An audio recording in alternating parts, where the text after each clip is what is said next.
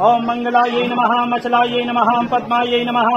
ओम भूर्भुवः स्वः, ऊर्मे नमः, लक्ष्मी नमः, महामायायै नमः, पानादेव्यै नमः, वरुण्यै नमः, निर्मलायै नमः, गोधायै नमः। ओम सभी छोड़ दीजिए। मत्स्य कूर्मी च वाराही दर्दुरी मकरी तथा जलुकी तंतुरी चैव सप्तैता जलमातरः। ओम भूर्भुवः स्वः, जलमातृकाभ्यो नमः, स्थलमातृकाभ्यो नमः, वं वरुणाय नमः। सकलोपचारार्थे गन्धाक्षतान् समर्पयामि। ओम नमो नमस्ते स्फटिकाप्रभाय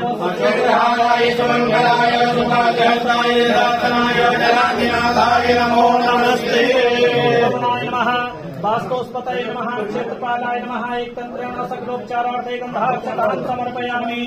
ओम श्री राम राम रघुनन्दन राम राम, श्री राम राम भद्राम राम राम, श्री राम राम राम राम, श्री राम राम शरणं राम राम, श्री रामचन्द्राय नमः। सकलोपचारार्थे नमस्कारान् समर्पयामि।